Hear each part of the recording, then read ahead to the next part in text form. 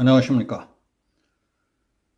국제가스 가격이 10배로 뛰는데도 인기만 의식해서 가격을 한 번도 올리지 않았던 문재인과 그 정부 여당에 관한 얘기를 하겠습니다. 여야는 7일 열린 국회 경제분야 대정부 질문에서 공공요금 인상으로 빚어진 민생고 문제와 더불어민주당이 제안한 추경 문제를 놓고 열띤 공방을 벌였습니다. 특히 가스비 인상을 둘러싸고 전 정부와 현 정부의 책임론으로 팽팽히 맞섰습니다. 여당은 가스비를 올릴 수밖에 없었던 것은 문재인 정부의 눈 가리고 아웅하는 식의 포퓰리즘적 에너지 정책 때문에 빚어진 것이었다. 그리고 이번 민주당의 추경안 역시 포퓰리즘 정책의 하나라고 주장했습니다. 한무경 국민의힘 의원은 난방비 폭탄 문제와 관련해서 지난 정부의 난방비 인상 요청 묵살을 지적하면서 국제 가격이 오를 때마다 적절하게 요금에 반영했더라면 요금 폭탄같이 되지는 않았을 것이라고 지적했습니다. 문재인은 2021년 하반기부터 국제 가스값이 10배나 오르는 20개월 동안 오히려 국내 가스값을 동결시켰습니다. 그러다가 윤석열이 대통령에 당선되고 자기가 퇴임하기 직전인 작년 4월에야 막았던 물꼬를 터놓고 도망치듯이 발을 뺐던 겁니다. 한 나라의 대통령을 지낸 분이라면 국가와 국민을 손톱만큼이라도 생각하는 사람이라면 이게 있을 수 있는 일입니까? 아무리 막 살아온 사람이라 하더라도 그 정도 또라이는 흔치 않을 겁니다. 이거 한 가지만 보더라도 사람들이 문재인은 반국가적, 반국민적인 적개심에 불타고 나쁜 피가 흐르는 비정상적인 광인이 아니냐고 의심을 한다고 해도 대답할 말이 없을 겁니다. 이것이야말로 눈앞에 닥친 문제를 해결하려는 것이 아니라 당장은 눈가림식으로 덮어놓고 대중심리에 영합했던 악랄하고 소름 끼치는 포퓰리스트의 가면과 위선 아니겠습니까?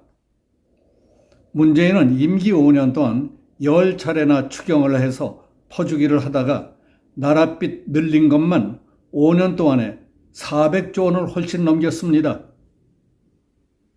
그런데 엎친 데 덮친다는 격으로 이재명은 전 국민에게 지원금을 주자면서 30조 원의 추경을 들고 나왔습니다. 그 재원은 정유사들에게 횡재세를 물려서 거두면 된다는 겁니다. 기름 한 방울 나지 않는 우리나라는 정유사들이 갖고 있던 물건값이 올라서 횡재하듯이 돈을 번 것도 아니지 않습니까? 국제 시세가 오른 만큼 그만큼 모두 오른 값에 기름을 사다가 파는 게 정유회사들입니다. 무엇을 횡재했다고 횡재세를 새로 만들어 걷겠다는 것인지 이해할 수가 없습니다.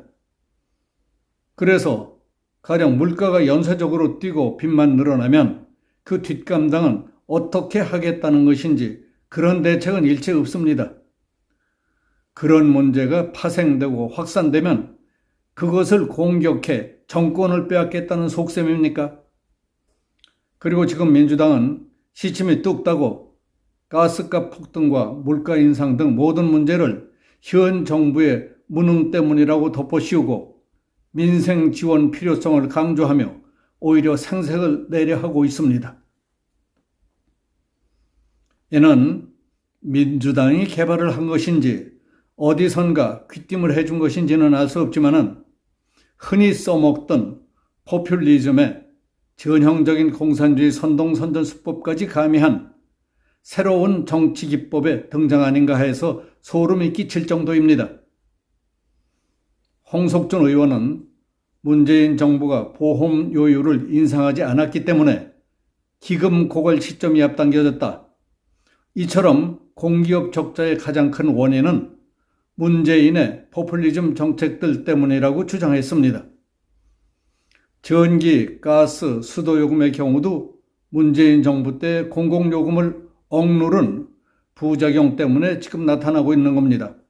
이 모든 것은 문재인의 포퓰리즘이 가격 메커니즘의 기본을 무시하고 시장 원리를 외면하고 강압적으로 밀어붙이다가 만들어진 것들입니다. 가격 메커니즘과 시장 원리를 무시하고 몰지각한 통치자 한 사람의 의도로 결정된 포퓰리즘 정책이 남기는 것은 언제나 춥고 배고픈 비극으로 끝나게 돼 있습니다.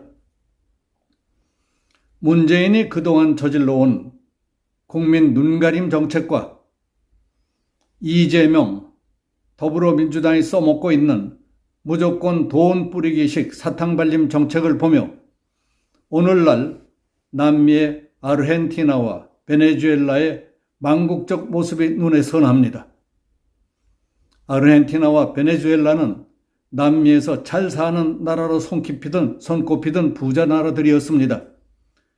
그러나 아르헨티나는 페론의 인기 영합주의가, 베네수엘라는 복지 만능 정책 등 좌경 포퓰리즘이 국민의식을 병들게 만들더니 국가와 국민은 회복이 거의 불가능한 꼴이 되어버렸습니다.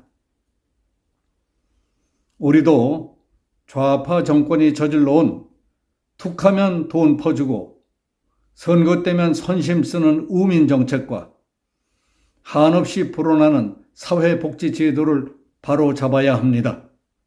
특히 표 얻을 생각만 하는 정치꾼들이 자신들의 정치적인 손해만 따지다가 중국인을 비롯한 장기 체류 3국인들에게까지 베푸는 엄청난 의료 혜택 등 각종 혜택에도 적정선을 긋고 바로잡지 못하다가는 국가가 어둠 속으로 빨려 들어가는 것은 잠깐이라고 봅니다. 한덕수 국무총리는 국회 대정부 질문 과정에서 야당 의원들이 문제 삼고 있는 가스비 인상, 물가 문제, 민주당의 추경, 문재인의 포퓰리즘 정책 등에 대해 답변했습니다. 의원들의 다양한 질문에 대한 답변이 있었지만 골자만 요약해 보겠습니다. 정부 지원금이라는 것은 당장은 도움이 될지 모르지만 그것은 언젠가 반드시 폭탄으로 돌아올 것입니다. 오르는 공공요금을 짓누르는 인기 위주의 정책으로는 문제를 해결할 수 없습니다. 물론 취약계층에 대해 지원할 것은 지원해야 하지만은 국민에게 참아야 할 것은 어렵지만 꼭 좀 참아주십시오 하고 간곡히 호소하고 협조를 구해야 합니다. 그러나 국가 재정은 고려하지도 않고 국민의 부담만 줄여준다면 국가가 운영될 수 있겠습니까? 그렇다면 정부는 왜 있느냐 하는 질문에 대해 정부는 국내외의 상황을 정리 분석해 올바른 방향을 정해 추진함으로써 국제사회에서 함께 발전해 나가자는 것입니다. 그러나 포퓰리즘이 필요한 건 아닙니다. 능력도 없으면서 허황된 꿈을 꾸고 빚을 얻어가며 국민들에게 인기만 얻겠다는 것은 옳지 않은 것입니다. 특히 아무것도 하지 않고 있으면서 가격은 10배로 뛰고 있는데도 국민들 인기만을 의식해서 가격을 한 번도 올리지 않고 있었다는 것은 부끄럽고 참 창피한 일입니다. 매우 포괄적이면서도 우리가 처해 있는 문제점, 특히 표만을 의식하는 몰입애들과 포퓰리즘 정치꾼들, 또 믿을 수 없는 허황된 그들에게 속아 넘어가는 국민들이 꼭 새겨들어야 할 말씀이라고 생각합니다. 국제가스 가격이 10배로 뛰는 동안 국민의 인기만 의식해서 가격을 한 번도 올리지 않았던 것도 정부입니까? 대통령은 그따위로 해도 괜찮습니까? 여기서 마치겠습니다. 감사합니다.